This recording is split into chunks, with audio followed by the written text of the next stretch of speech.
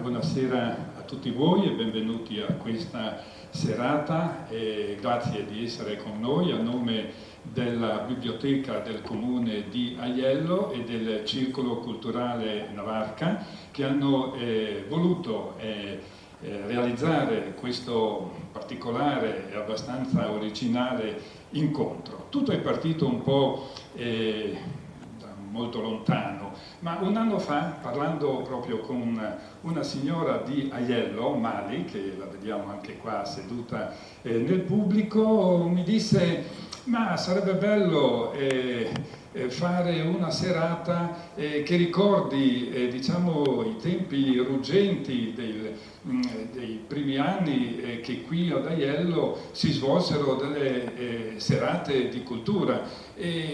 Furono delle serate molto partecipate e anche seguite un po' da tutta la bassa friulana.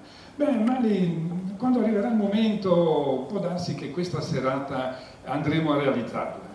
Ed è arrivata perché parlando con Carlo, lui mi disse l'anno scorso, nel mese di ottobre, ma io vorrei conferire alla biblioteca di Aiello tutti i miei libri, che sono veramente tanti, no? Che ha solo lo scritto, ma in particolar modo è stato responsabile editoriale, ma anche il curatore e anche il suggeritore, consigliere e autore anche, quindi ha fatto tante cose questo uomo.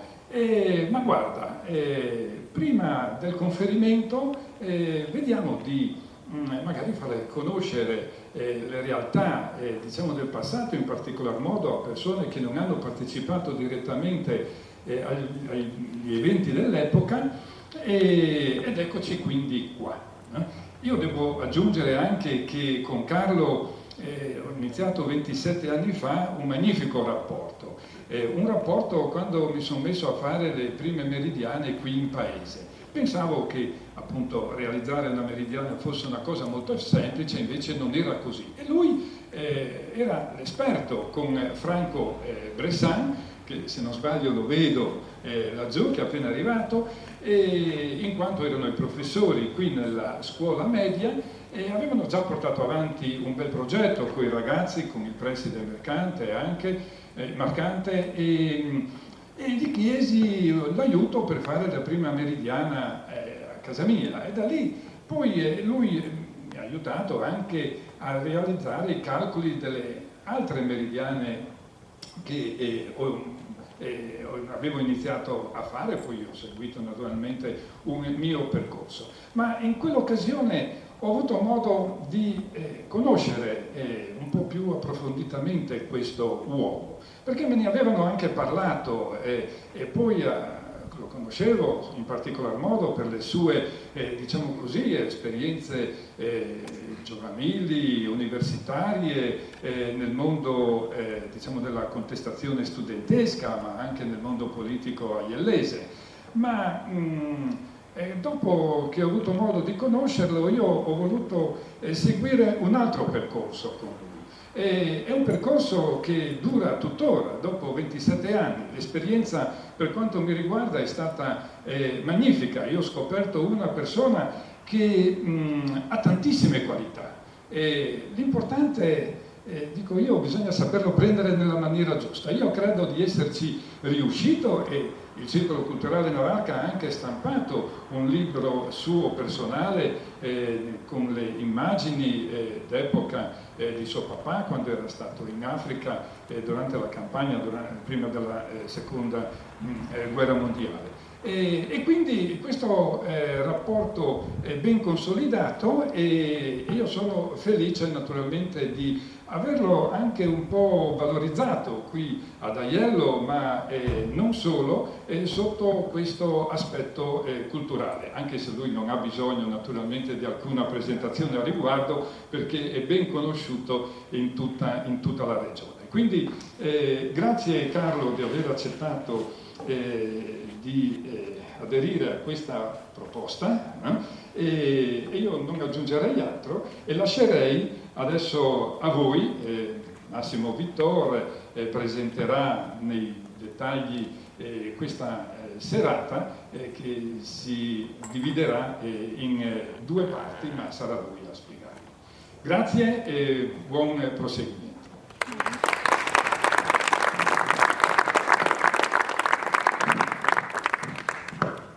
Buonasera, se posso parlo senza microfono, mi sentite?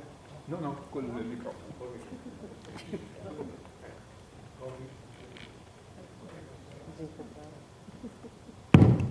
Sì. Pronto? La prima volta che ho sentito parlare di Carlo Bressan in vita mia avevo 13 anni, era il 1969. Ero a pranzo dai miei, a un certo punto qualcuno, credo mia zia Iride, disse: "Ve lo sentito di Carlo? Carlo Cusi. Carlo, il figlio del maestro Bressan. Sì, sono seduto. Sono là a Lignan a tirare us da una fiesta di Siors. Io smetto di mangiare la mia pasta e dico: per sé che sono contestatori. Io avevo 13 anni, ero un ragazzo di Canonica correvo in bicicletta con Grion, col Velo Club Basso Friuli di Aiello del Friuli, insomma, questa cosa con Testators mi era per un attimo rimasta, ma poi ovviamente la vita è andata avanti e insomma l'avevo un po' dimenticata. Qualche anno dopo, intorno ai 16 anni circa, credo in occasione di un torneo di scacchi, gioco che ho praticato poco e senza grande successo, ho incrociato il Circolo Colavini. Il Circolo Colavini che ho avvicinato con interesse, ma anche con un po' di soggezione, ma soprattutto perché erano più grandi di me, ma anche perché era un ambiente diverso da quello che io avevo fino a quel momento frequentato. L'anno prima leggevo la messa vespertina in chiesa, ecco, per capirci. E lì ho conosciuto Mali, Serena e gli altri e Carlo Bressan. E subito io qua lo sono descritto con questi aggettivi: iperattivo, radicale nelle idee e anche qualche volta un po' casinista. Ecco che, conoscendolo e frequentandolo, mi è tornato alla mente il contestatore armato di uova. Ho cominciato a frequentarlo, a vederci, a incontrarci nel circolo, siamo diventati amici e poi abbiamo fatto anche un po' di cose assieme. Ecco, però il circolo, come dicevo, esisteva già e quindi io chiederei a Carlo, anzi te domandassi, perché io e lui abbiamo sempre parlato in dialetto, non so perché, te domandassi di contarne i primi anni del circolo Colavini, i fondatori, le iniziative, le attività. Ecco Carlo, la parola a te.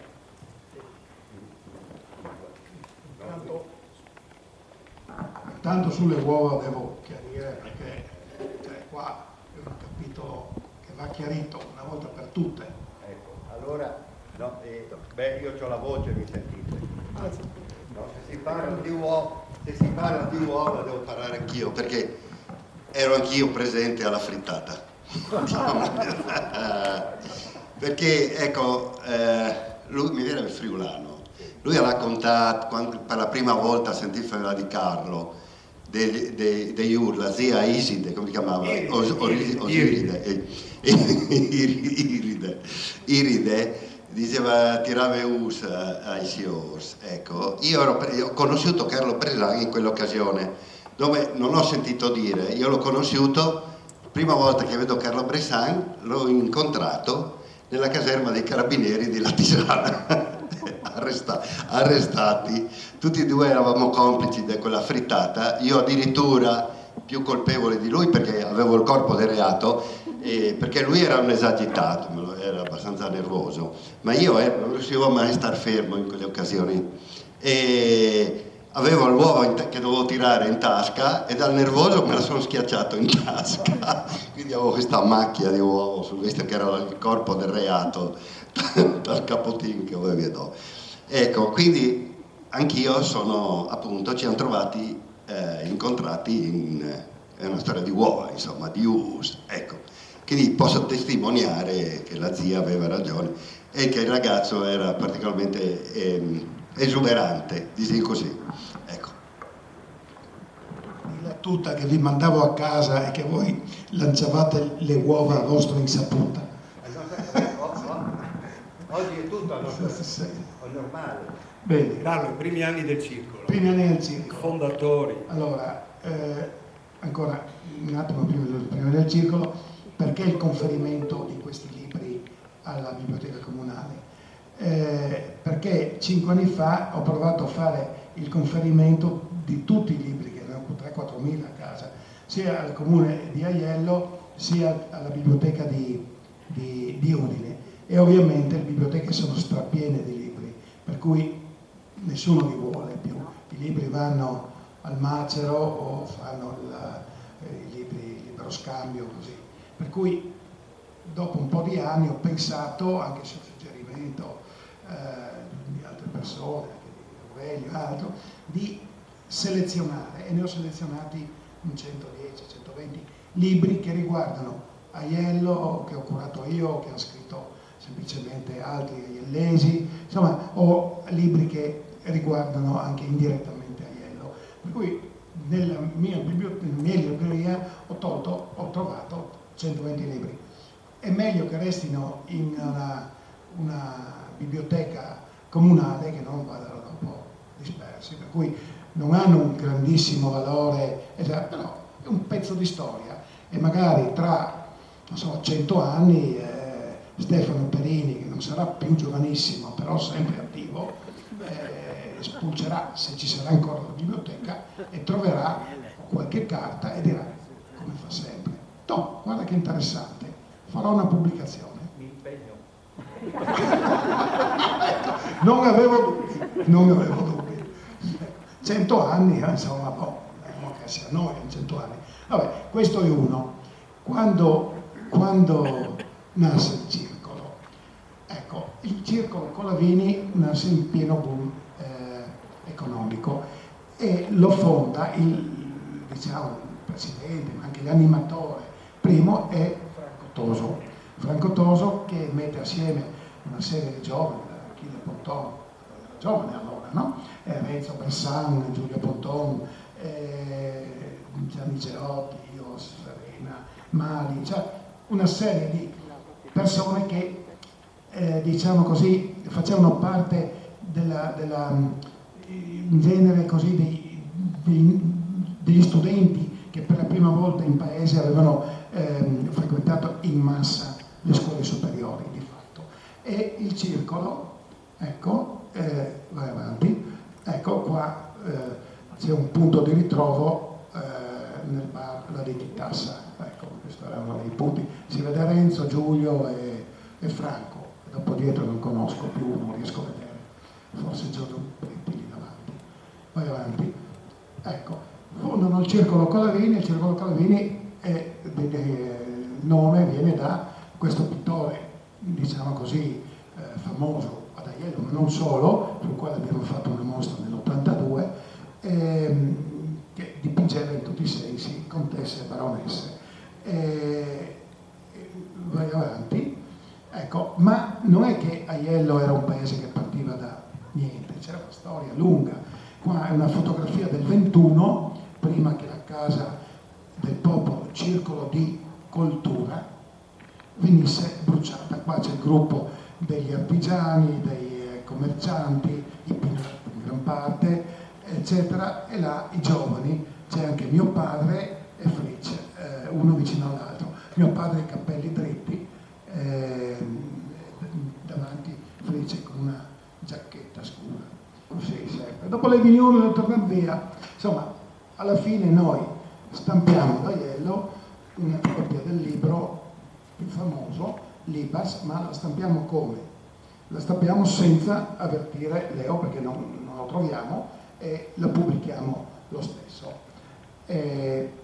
Questo invece, quando Leo arriva, non è che viene a leggerci le sue poesie vecchie, ci porta una proposta. Alla scuola media di Fagagna mi ha chiesto cos'è l'immigrazione, perché si emigra, saremmo anche noi immigranti. Questo era Gianni Gregorecchio che faceva teatro. E queste domande sono state rivolte a due politici e a Leo, e Leo risponde in modo fantastico, parlando di anguille, di immigrazione, ma non in termini molto concreti. Ecco. E noi stampiamo il libro. Questa non è la prima edizione, questa è l'edizione in Svizzera, la seconda edizione. Si tiravano 4.000 copie, adesso quando si fa di un libro 1.000 è tanto. Ecco Carlo, la figura di Leonardo Zanier mi riporta a qualche cosa che poi mi ha coinvolto anche direttamente per un po' di anni e con grande piacere, ed è il canzoniere popolare di Aiello, di cui noi di Zanier abbiamo letto poesie e abbiamo musicato poesie. Quegli anni sono stati anni belli, intensi, la produzione del canzoniere popolare di Aiello era assai originale rispetto a quei tempi. Io ho un ricordo personale ho un ricordo personale, non quello lì, ma ho un ricordo personale di una nostra esibizione a Palmanova, quando alla fine del nostro spettacolo, intervento, un raffinato poeta friulano, Galiano Zoff, ci disse: mi ses plasus, ma avés una visione della storia del Friuli un tantin manichee. Questo manichee mi è rimasto un po' in testa. Aveva ragione. Allora, che non ammanicati. Sicuramente non lo eravate. Allora, te che te eri il manager, il nostro manager, sì, ovviamente per poco più che la benzina è un plat di pasta asciutta, però te potessi dirne qualche cosa sulla storia del canzoniere, che inizia prima dell'arrivo mio, di Federico, di mia sorella, di tanti altri, di Luciano, di tanti. Canzoniere inizia con Paolo Del Ponte, con Stefano Civai, Ettore Borinato, che suonavano e cantavano canzoni così di protesta, le prime sulla via sulla strada già tracciata del canzoniere italiano, e si aggrega, anzi si fonda il canzoniere sulla voce di Alessandro Kersevan, che è la voce portante per un lungo periodo. Poi arrivano la Viviana, fondamentale, una voce incredibile, e poi tutti gli altri. Sì, questa è una delle prime formazioni. Grattoni, che non c'è più. Carlo, Fabiana, Giampaolo, Luciano e Spagnolo. Ecco. È un periodo in cui dei giovani pensano meglio di cambiare il mondo con la poesia, una pura follia ovviamente, però meglio che non strade che in quegli anni erano percorse da altri giovani con violenza e altro. Per cui diciamo è stato un percorso positivo che si è concluso, come si concludono tutti i percorsi, su questioni meno generali e politiche, più personali. Questo si è chiuso e poi ha continuato in altro modo dopo. Sentirei un pezzo del canzoniere. Sì, mi senti? Sì. Come? Sì, sentirei un pezzo del canzoniere.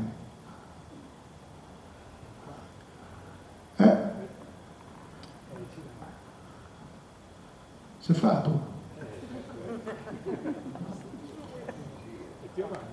No? No.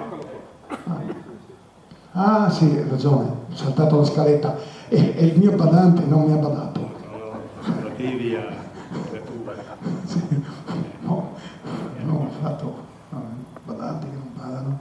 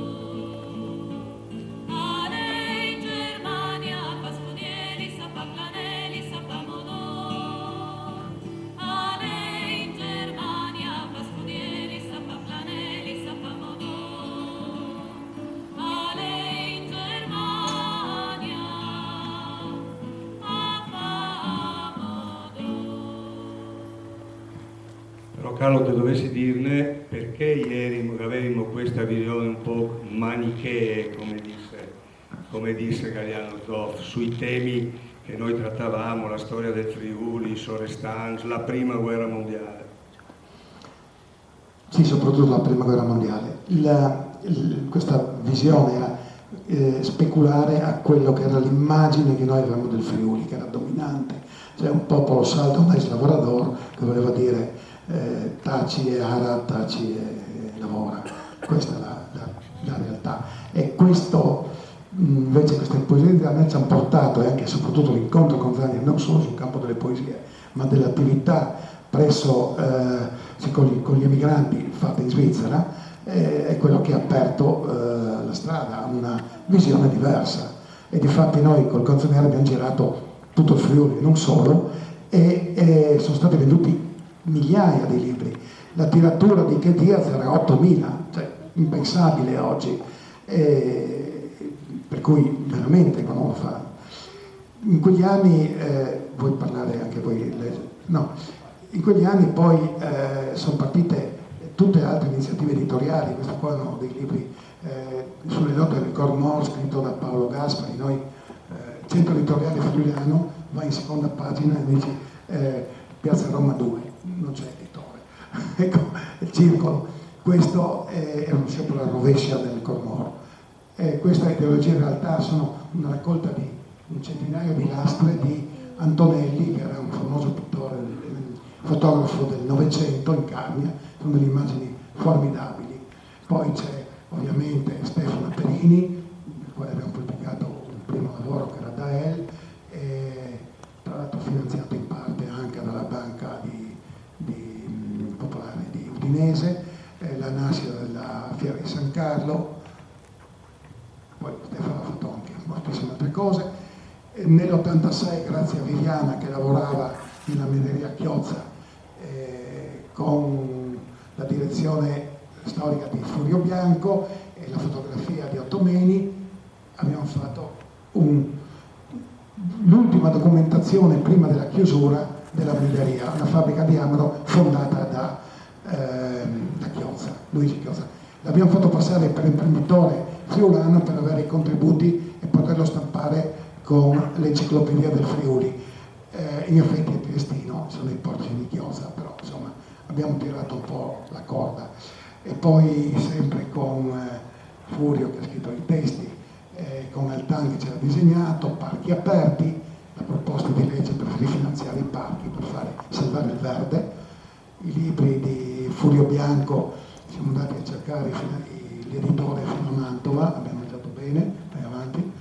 E poi il libro per me più bello che è venuto fuori in questi anni, l'autore è Carlo Spagnol, e ci porta dentro la guerra, il viaggio suo dal Brasile all'Ilha d'Aiello, e poi ai Carpazi, e poi in Russia, e poi in Cina, e poi di nuovo ad Aiello. È un pezzo unico, perché è uno dei pochi diari scritti da soldati semplici, in modo organico e non spezzettato. Il bambino alla guerra, che fa pochi anni fa, i temi in classe del figlio di Aulo Magrini, caduto in battaglia in Carnia nel 1944, sono i temi di una semplicità incredibile. Più recentemente una mostra di Altan al comune di Zurigo, grazie sempre a Zania, l'abbiamo fatta con un successo incredibile, di persone, di televisione, eccetera, nel 92. Questa invece è una mostra prima, era la mostra della moglie di Altan, questa Piume e animali fantastici di Altan, fatta da Aquileia. Il Canzoniere ovviamente ha stampato diverse edizioni di Il Friuli, il popolo e la sua storia. Ecco, allora Carlo, sempre il ricordo del Canzoniere mi rimanda a un'altra persona che noi abbiamo incontrato in quegli anni, persona davvero eccezionale che non c'è più da qualche anno, medico, poeta, musicista, che abbiamo conosciuto molto bene, è Giorgio Ferigo e il suo gruppo i Polar Ensemble, con i quali spesso poi ci siamo anche esibiti nelle varie occasioni in cui venivano invitati a suonare. Ecco, tracciaci un profilo, dici qualcosa di questo Giorgio Ferigo, che fu una persona veramente a noi molto cara. Giorgio Ferigo frequentava abitualmente a Aiello, il circolo, e poi ci incontravamo a fare iniziative assieme soprattutto. È una persona intelligente, dolce, sensibile, unico, era medico, medicina del lavoro, medico di igiene, poeta, cantante. Gli mancava solo essere un organizzatore, perché quando organizzava qualcosa come le Brigate del Fieno, insomma, l'idea era fantastica, cioè tagliare il fieno in Carnia dove non si tagliava più. Quando l'ho organizzato sono arrivati 300-400 partecipanti e uno ha tagliato il fieno, perché era un mestiere difficile ormai. Però sono stati dibattiti incredibili sul ruolo della montagna. Il tutto è stato finanziato grazie al concerto in Italia dei Rigori, allo Stadio Friuli con 23.000 persone, una grande iniziativa che ha permesso di pagare i debiti, diciamo. E Aiello ha partecipato come braccio armato allo servizio d'ordine, partecipavano quasi tutti i giovani del paese per queste cose. Infatti, Carlo, io qui mi ho insegnato che l'attività del circolo era veramente poliedrica. Ad esempio, insieme ad altri circoli ARCI abbiamo organizzato un sacco di cose, di concerti, di gruppi, di cantautori, e tu adesso ci hai anche detto che servivano in qualche modo anche a finanziare le attività, le pubblicazioni, eccetera, ma in sé furono anche dei bei momenti di un sacco di gente in sostanza che partecipava.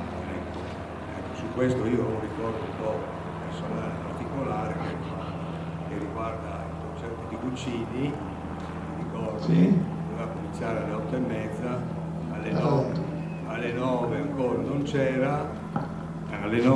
non c'era, e ditemi, va a dire che qualcosa alla gente, mi te dico no, insomma sono da me. Il Carnera era pieno come un uovo. Io dico, guardate, ci sarà da aspettare da me, sepolto da un boato di fischi e di urla.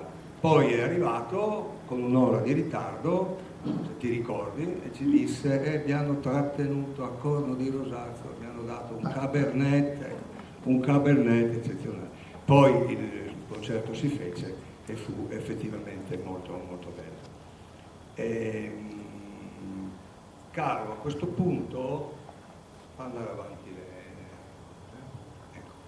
Allora, volevo qua inserire ecco, sì, questo è l'ultimo libro che è stato curato da Gasper con un'innovazione l'anno scorso, e ha due scritti. Il primo scritto è Vedi la voce comunista, ed è molto bello.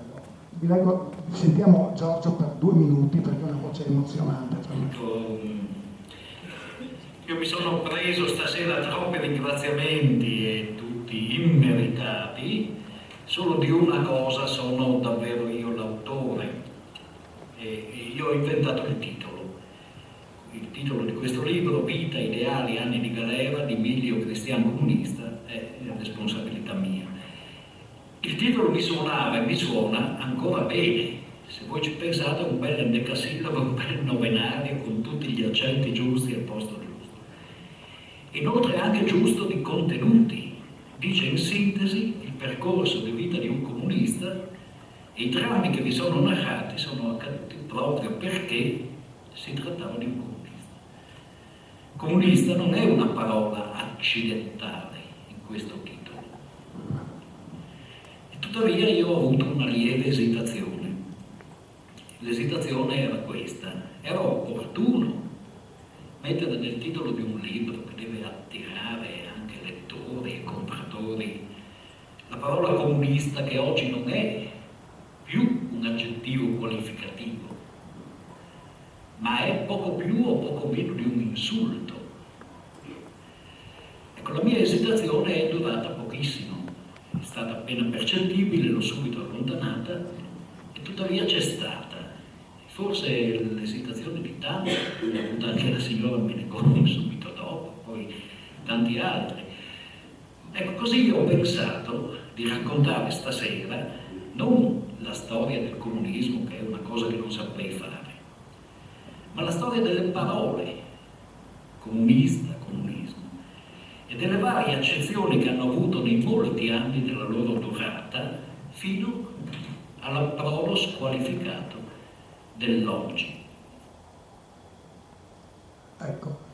Giorgio continua, sono circa 15 minuti, ma voglio raccontarvi il finale di questo ragionamento, perché questo l'ho scritto 15 anni fa, perché ci discuteva, è una cosa che ci riguardava noi, diciamo, uomini, donne di sinistra. Giorgio alla fine dice che la nostra è stata una vita nel non aver dato la stessa rilevanza, la stessa importanza alle vittime di là rispetto alle vittime di qua del muro, sulle quali noi concentravamo la nostra attenzione. Parlo del Vietnam, non solo, dell'Italia, eccetera. E questo è una mancanza forte, una grave responsabilità che ha offuscato le battaglie per, diciamo così, le libertà civili e sociali e ha pesato a lungo. E Giorgio questo lo dice con chiarezza, perché è una persona schietta, profonda, e dice: io continuo a credere in una società giusta, non è con questo che butto l'ortica e tutto, ma anche guardando alle nostre responsabilità. Vai. Ecco, un altro personaggio che noi incrociamo in quegli anni attraverso il canzoniere popolare è questo signore Uwe Hermann, un tedesco, credo professore universitario, cantautore. Il primo ricordo che ho di lui è che organizzammo una serata a Sala Grande Lady Ford e lui non venne perché prese un treno sbagliato e andò non mi ricordo dove. Ma dopo insomma avemmo occasione di frequentarlo e di apprezzarne le qualità umane e non solo. Puoi aggiungere tu qualcosa? Ecco, Uwe era stato ovviamente ingaggiato da Zacher, che ce lo girò ad Aiello. Ingaggiato per cosa? Per lavorare nella formazione delle enti di formazione in Svizzera e in Germania. Era un personaggio anche lui di una dolcezza incredibile e cantava in tedesco, in italiano, in friulano, in siciliano, una cultura incredibile, infinita. È morto poco dopo e abbiamo fatto 2 pubblicazioni, perché poi la moglie ha anche finanziato sia il disco che il CD pochi anni fa con Walter Kolle sempre. Forse merita sentire una canzone su Friuli da parte di un tedesco. Wir zogen in das Feld, da hätten wir weder Säckel noch Geld. Strampedemi, alla mi presente la vostra signori, alla mi presente la vostra signori. Wir kamen nach Friaul, da hätten wir allsamt voll das Maul. Strampedemi, alla mi presente la vostra signori, alla mi presente la vostra signori. Wir kamen auch nach Rom, da sahen wir den St. Petersdom. Strampedemi, alla mi presente la vostra signori, alla mi presente la vostra signori.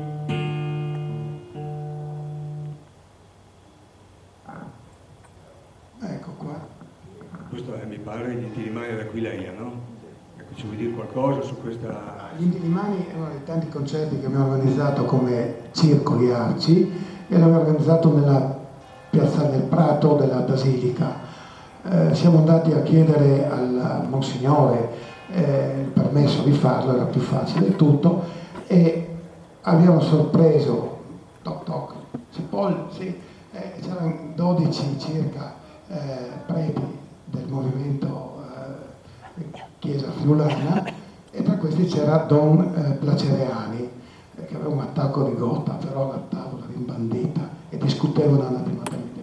Mi fanno entrare, chiedo il permesso e me lo danno subito, anche il collegamento elettrico, eccetera.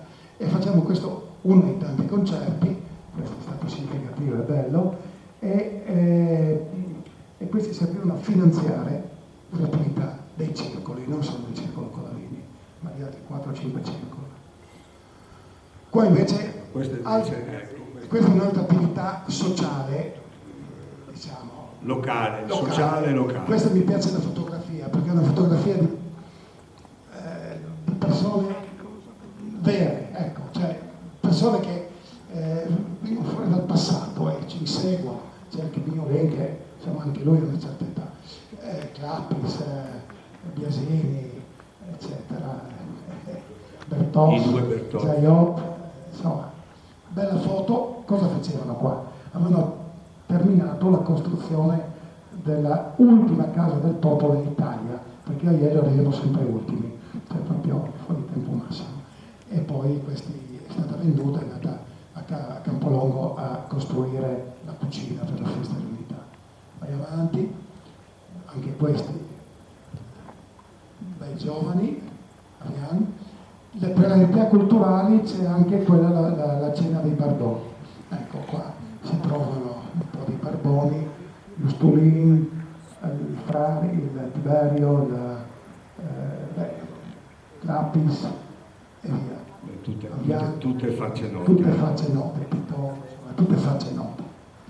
Ecco. Carlo, il circolo però, come dire, sosteneva, favoriva anche altre attività. Qua mi pare... Sì, questa qua è l'aeromodellismo, ovviamente con Adriano Scarazzolo, e qua oltre che Adriano Scarazzolo vediamo anche Pino Milito, grande progettista, unico, veramente. Bene, e qua se non ricordo male, qui siamo a una delle 2 o 3 edizioni di quella bellissima festa che abbiamo fatto, l'ultima poi delle quali venne una pioggia incredibile e un po' lì poi ci fermamo. E questi sono 4 persone del nostro paese, per cui c'è anche il mio babbo. Va avanti, Carlo. Sì, no, qua, ecco, c'è Cesare Pascuto, Salvador, Papacci. È una foto che mi piace molto perché è in bianco e nero ed è una fotografia di un tempo scomparso e che ovviamente non può tornare. È bella, punto. Anche l'atteggiamento, il modo di stare di Vittorio, anche quel sorriso di Pascuto, sono cose che mi danno emozione. La festa di primavera è stata un evento importante perché ha coinvolto gente un po' da tutto il Friuli, molti giovani, c'erano le marionette, i burattini, Renato Rossi di Schiena, ecco Renato Rossi che fa giudice in gara per la corsa dei sacchi, e poi Leonardo Zania che ascolta le marionette, vede le marionette insieme ai bambini, e qua niente, qua veniva la progettazione culturale e politica veniva fatta in modo accurato. Va avanti. C'era ecco il torneo di calcio, il torneo di Borghi. Ecco, qua ti voglio, perché questo è un falso clamoroso, falso per stizza. Disi la tua e dopo mi dico la mia. Questa è la fotografia del Moravizza Borgo Rosso. Ovviamente loro dicono sempre a Borgo Rosso, ma avevano la maglia blu. C'è il mister, c'è l'assistente sanitario col secchio, il Simul dal mister, Furza, Vittor, Lavian, insomma li abbiamo tutti, Bertos, in maglia blu, e questa è incontestabile. Questa è una fotografia chiaramente adulterata, perché quell'anno lì il torneo di Rioni lo avevamo vinto noi della Moravizza, in finale contro la Piazza, tra l'altro forse tecnicamente anche migliore di noi, aveva il bomber Macuglia e altri ottimi giocatori, ma l'animus pugnandi della Moravizza era insuperabile. E ti che te ieri della Piazza, non giocatore ma sostenitore, solo sostenitore, che si era vendicato colorando de blu la divisa della Moravizza, che lei era un rosso integrale. Il colore non corrispondeva alle idee politiche di tutti, ma non sembrava, non era per nulla importante. Ecco, quindi questo è un falso no, per non è un stizza? falso perché è una seconda foto che non mostro di Massimo Vittor in blu, gran fisico, scarso tocco di palla, ma non la mostro perché non è il caso. Vabbè, questo è un falso. Ecco, qua invece è uno dei giocatori delle colonne della piazza. Ecco, è Tiberio, è Questo è fratello Tiberio. pugnace, ecco. Ecco. Allora Carlo, con quelle foto del torneo della Moravizza erimo intorno all'inizio degli anni '80, no? Ecco, Sì. e lì si colloca anche nella mia memoria l'inizio di quel percorso bellissimo poi delle Meridiane, che fa diventare poi Aiello il paese delle Meridiane, Pantanali e tutto quello che sappiamo. Però ecco, Titega la fotografia di un marchingegno che in qualche modo ha a che fare con le Meridiane, che mi non ho capito, però adesso te ne spieghi. Ecco, Franco Bressan, che era da Aiello, è andato l'anno dopo a Manzano, e a Manzano aveva fatto questo progetto. C'è un tombino di ghisa alla base, poi una tubo e poi la piazza di Palmanova. Lo standard è stato sostituito da un Iomone, la piazza è quella lì, e poi c'è questa luce che oscilla in un senso e è retrattile nell'altro. Si alza il sole, si abbassa il sole, sorge e tramonta. E questo progetto è andato alla Biennale di Venezia, è stato aspettato per, diciamo, le caratteristiche nell'84. Subito dopo con Franco, vai avanti, grazie a questo libro che mi è fatto arrivare dagli Stati Uniti, abbiamo realizzato uno dei primi programmi per Meridiane, trasferito da un libro al computer in modo da realizzare il calcolo in 10 minuti e non in un giorno, perché altrimenti ci sta tanto tempo. E con alcune misure si fanno il progetto delle Meridiane. Vai avanti. Una delle prime è stata realizzata sulla scuola di Aiello, vai avanti. Poi è stato fatto, grazie ad Aurelio, negli anni successivi, fondamentale il rapporto, perché è stato fatto un primo, vai avanti ancora, laboratorio, anzi il laboratorio, per spiegare il funzionamento delle Meridiane. Questo è Burelli, un ex tecnico del Marignani, con il contributo di Pino Milito, che ha fatto una cosa difficilissima, una sfera grande di vetro resina, ha messo a lavoro suo figlio a grattare per una settimana, e un laboratorio unico che è stato apprezzato e che si trova al comune di Aiello. Ovviamente il tutto è andato avanti sulla fatica e sulle ali di Aurelio del Circolo Navarca. Vai avanti. Ecco Carlo. Sì, chiudo qua. Ecco sì, ci stiamo avviando verso la conclusione, anche perché avremmo detto no più. Questo finisce questa storia, questo gruppo di vecchi socialisti avevano organizzato dopo il 18 le colonie per i figli dei orfani austriaci, e venivano ospitati qua ad Aiello, che aveva legami con l'Austria. Vai avanti. Ma negli anni 30 non è che si interrompe la storia, negli anni 30 il paese è stato costruito con in gran parte lavoro volontario o altro, la casa del fascio si chiama il dopolavoro che attualmente è sede del municipio, che diciamo così è stato vincolato nell'86, grazie poi a un intervento della sezione del Partito Comunista, paradossalmente. Sintesi, Bressan, sintesi. Sì, l'ingrante. Ecco, qua invece, per dirti, ad Aiello c'era sempre il ciclismo. Abbiamo qua Don Biliato, qua abbiamo Livon, Ponton, Bartali, e questo è Kergebel, che era ad Aiello, vi ricordate? Ah no, suggeriscono Remo Malacrea, padre di Rudy, ma parlava come Kergebel. E avanti. Ecco, il circolo organizza Rudy Levi, Chetti, Giorgio Bretti, Renato Rossi, le forze dell'ordine, se non sbaglio, là in fondo, e Marcante dietro che fuma. Ecco. E organizza ex tempore di pittura, vai avanti, eccoli qua ancora, c'è mio padre e altri, questa è la Villa Parisi, vai avanti. Nella sala dell'ex dopolavoro, ancora frequentabile, si organizzavano delle serate come questa. Vai avanti, questo sarà il 65.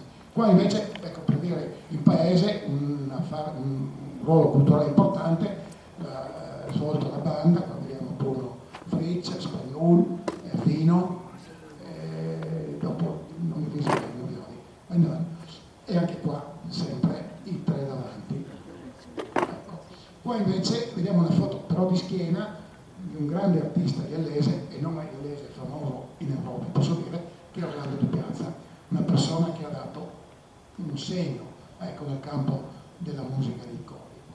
Ha girato l'Europa, qua vediamo di nuovo Bruno Fritz con il coro dei giovani, e poi i marciatori, Guida Debiat con Giorgio Buiata in fondo, con tutti gli amici che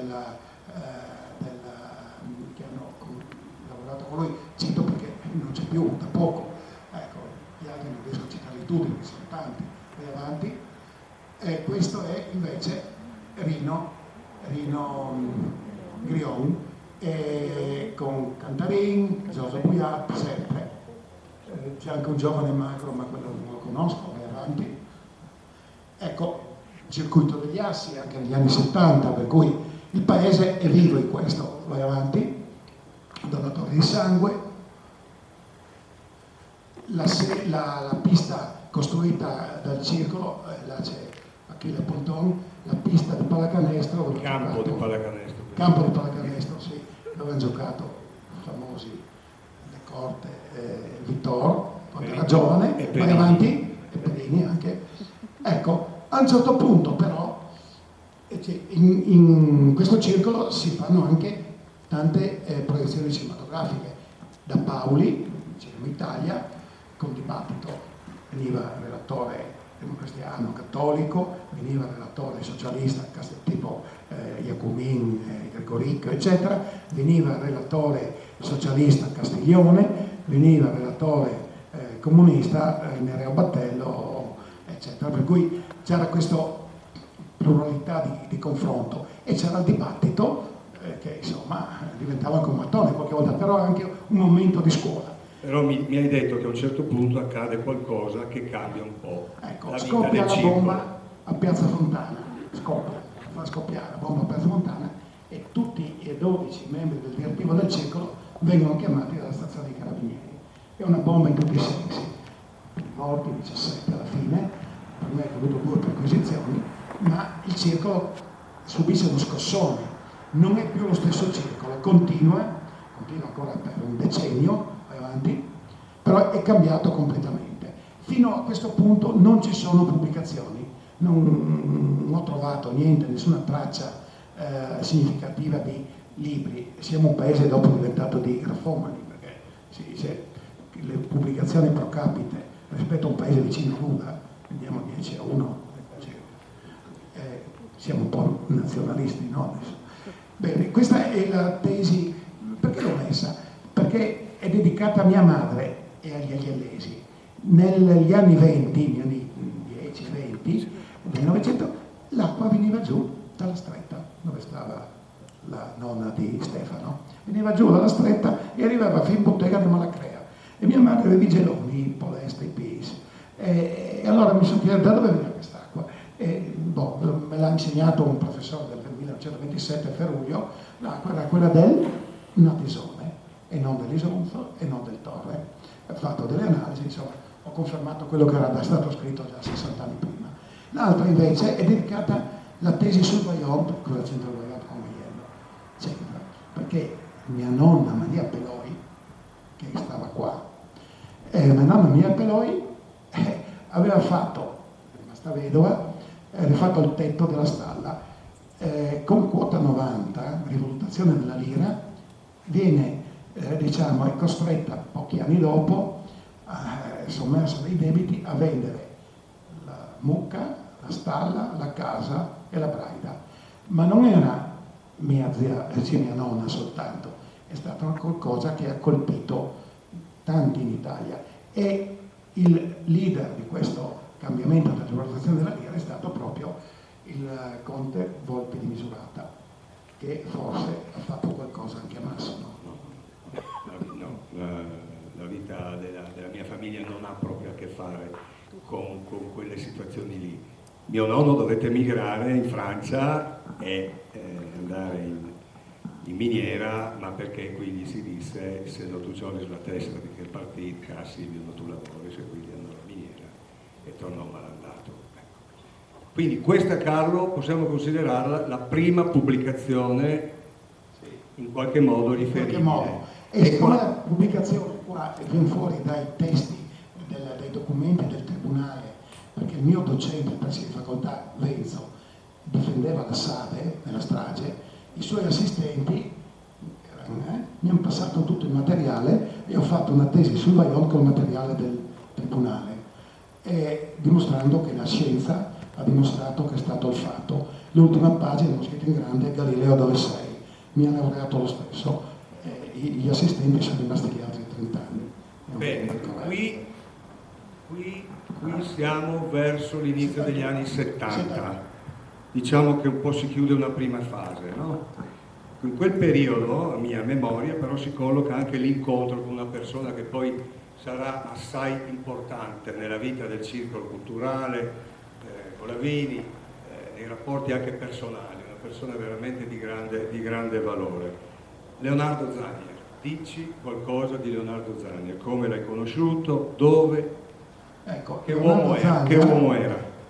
Insomma, non semplice. Quel libro che ti dà prima, no, che l'altri, che il caso. Ecco, Leonardo Zanier l'ho conosciuto attraverso questo libro, un libro. Vado un giorno dalla Tarantola, c'era ancora il vecchio Tarantola, proprietario, e dice: Carlo, devo darti un libro. Guarda, e mi dà il libro di disponibilità, edito Tarantola Tavoschi, editore. E mi dà questo libro, lo leggo ed è un pugno nello stomaco. Viene rovesciata la visione che noi avevamo del Friuli fino a quel momento. Siamo nel 71. Non conoscevo Zanier, ma l'ho conosciuto attraverso soprattutto le sue poesie inizialmente.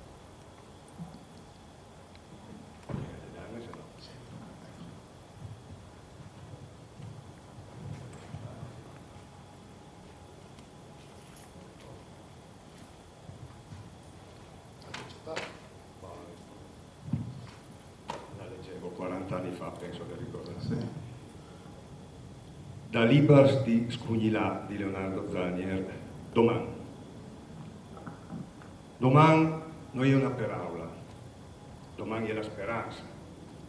Dovin che è, doprinla, fasinla diventare mans, voi e rabbia, e vincerin la paura. Ecco, la prima volta che in Fiorano si scrivono versi così duri e pieni di speranza. Leo, ecco, Leo mi riporta anche a una pubblicazione a cui tu sei molto legato, Risposte ai ragazzi di Fagagna.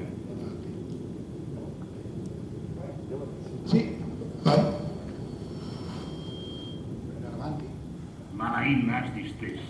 Ah, vabbè. Da noi non dice fa, ma la innas di stesso. Così si cresce, come il gioco di libertà. Tra la scatola da smaris e la sresca dei pezzi, e quando si capisce, bisogna là. Una lapide vecchia di secoli, di pari in figli si lascia la strada dal monte in eredità. Una femmina, dopo aver imbuinciata al dì la schiena sotto il gel, più spieta la sera sotto i tops spaiati in Francia e in Marx, aguglia la scarpetta, blestevanta sono a preda. Ecco, questa è la voce di Leo che leggeva un paio di sue poesie. Ecco. Un anno prima di morire abbiamo fatto la registrazione presso la blog note di Walter Koll. Ecco, Leo arriva ad Aiello dopo circa un anno di tentativi di avvicinamento. Non c'era, si chiamava il posto pubblico, arrivava sua madre risulta e non Ecco, io so che tu vuoi concludere questo nostro incontro con un libro recentemente pubblicato proprio su Leonardo Zanier, di cui abbiamo parlato prima. Ecco, dici. Questo è uscito una settimana fa circa dal professor Barcella dell'Università di Bergamo.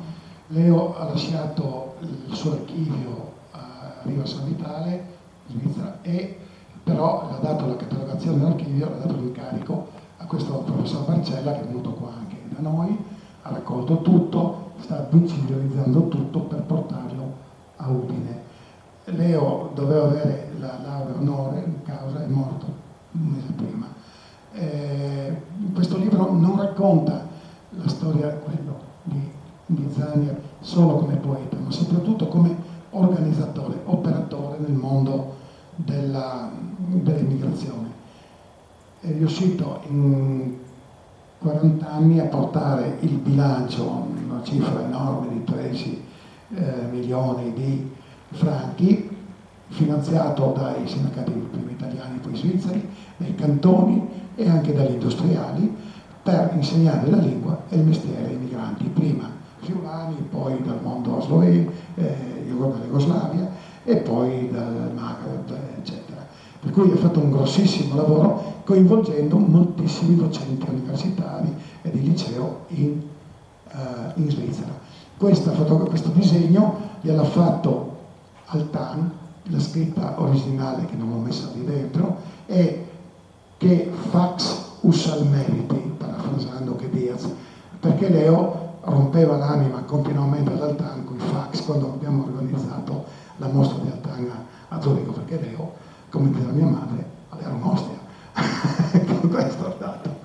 E questo è emblematico, il viatico mio. Pippa dell'uva sull'albero, mangia le mele mature, spicca una e se la mangia, spicca due e se la mangia, e dal re della foresta sputa i semi sulla testa, qualsiasi re della foresta. Io l'ho regalato a tutti i miei amici, che hanno avuto figli, non sempre danno grandi risultati, però insomma è importante. Ecco. E finirei qua con il Parlamento di Aiello e con la Chiesa di Aiello. Qua abbiamo la parte spirituale e la parte politica, perché questo era il Parlamento, il parlatorio. Bene, grazie Carlo. Mi permetto di dire un'ultima cosa. Manca di tutte queste comunicazioni, manca la più importante.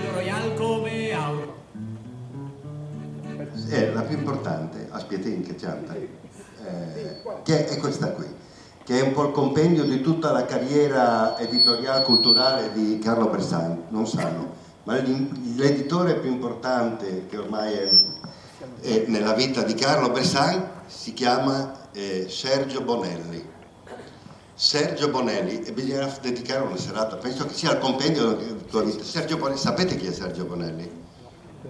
Tex Wheeler, perché ormai Carlo Bressan legge assiduo lettore di Tex Wheeler, in cui trova nel personaggio di Tex Wheeler la sintesi della sua vita, diciamo. Finalmente si fa giustizia. Allora bisogna dedicarle una serata a Sergio Bonelli. Passando la Vespa, la tierza in estada, i lampi una vazza capissa a strada, chiarante il Royal come auguro la bruma, di Colbus vence de giri la frescura.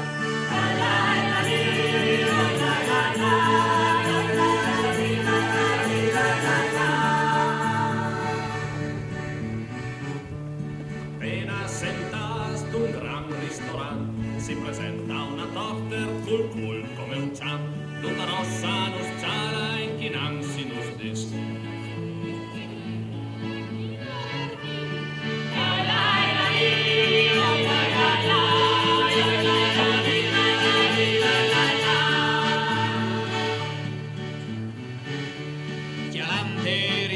I squadrin che il canon, mia poi l'endisin, das Birse più bon. Bevuda la prima, la set non si va, par poder ben chiamta si torna da ca.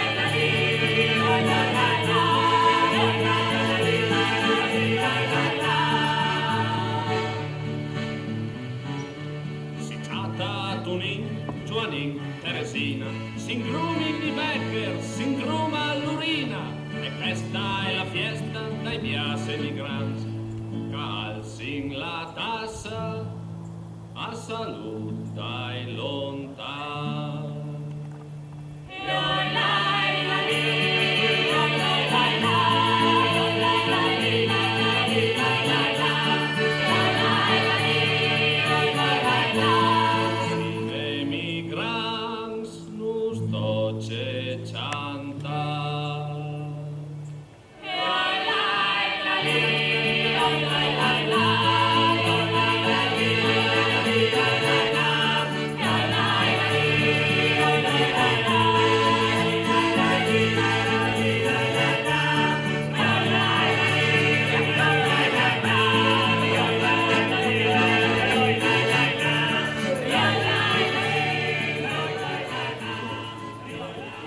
Bene, non ci resta che ringraziare innanzitutto Carlo, questo vegliardo che secondo me tirerebbe ancora qualche uovo a qualche potere oscuro o meno, e soprattutto ringraziare voi che con le nostre scuse per avervi sottratto forse a cose migliori in una notte d'estate come questa, ma in ogni caso ecco, per Carlo è stato una sorta di tributo a un paese e per il circolo, un tributo a un paese che al quale si è sempre sentito estremamente legato e per il quale, come abbiamo visto, ha dato veramente molto. Vi ringraziamo, buonanotte a tutti. Avvocato, se no chiediamo un applauso, avvocato. Con questa chiosa davvero buonanotte a tutti. Per chi volesse avere l'elenco delle pubblicazioni che conferisco, e ringrazio la biblioteca che li accetta, perché tenerle a casa è sempre un peso, meglio che vadano in una biblioteca, no? Ecco, e chi vuole lascia l'indirizzo mail e gli spedisco l'elenco con commento delle pubblicazioni che saranno consultabili qua, oltre che da Stefano Perini, ovviamente anche da altri. 100 anni. Basta così. Comunque non sono il badante giusto perché te me sono andato via sulla traccia dove che te volevi. No. Oh, ma me l'aspettavo. Sì, ma te vuoi assunto come badante? Sì, ma non sono giusto. Non te lo paga abbastanza. Ecco. Non mangia niente, vieni a casa mia a fare le prove. Grazie di nuovo. Una tazza di vino e non mangiarla perché non si viene. Ah, un attimo, facevamo anche cosa? I 130 votti? Ah, sì. 130 votti Sì. in noi. Negli anni noi facevamo anche i compleanni insieme, che avevamo cominciato, che era la prima cifra erano 5, 58 in 2. Ecco, oggi sarebbe 100. Lui era il giovane, io ero il vecchio. Ecco. Come invece 130 votti in noi, avevi 60 non fate. Ecco, lui ha diviso in 2. No, questo è il fatto. Sì, dividere il socialismo. Sì. Va bene. Perché anche i capelli li ho più scuri dei miei, sì. più capelli anche, cioè, non voglio dire, insomma.